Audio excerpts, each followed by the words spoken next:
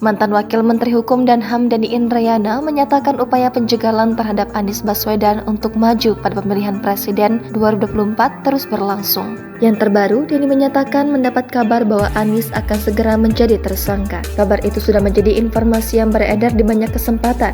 Bukan hanya saya, banyak yang sudah menyatakannya, kata Denny melalui keterangan tertulisnya pada Rabu 21 Juni. Denny menyatakan bahwa dalam berbagai kesempatan, berbagai pakar telah mencium gelagat penetapan Anies sebagai tersangka ini sebagai skenario pemungkas untuk menjegal mantan Gubernur DKI Jakarta itu menjadi kontestan dalam Pilpres mendatang. Denny tak mengatakan kasus apa yang akan menjerat Anies.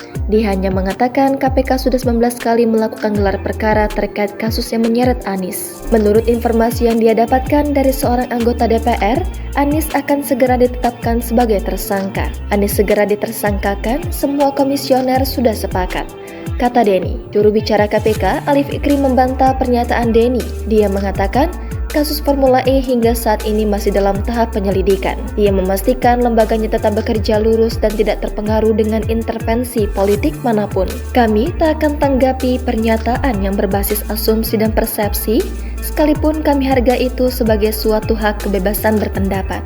KPK sebelumnya tengah menelusuri kasus dugaan korupsi penyelenggaraan ajang balapan Formula E. Penyidik KPK pun telah mengambil keterangan dari Anies dalam tahap penyelidikan. Penanganan kasus ini pun membuat konflik di internal KPK.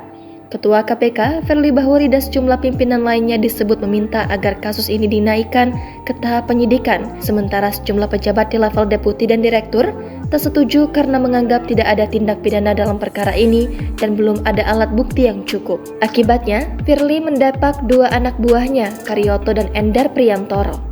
Keduanya dikembalikan ke Kepolisian Republik Indonesia dengan alasan pembinaan karir.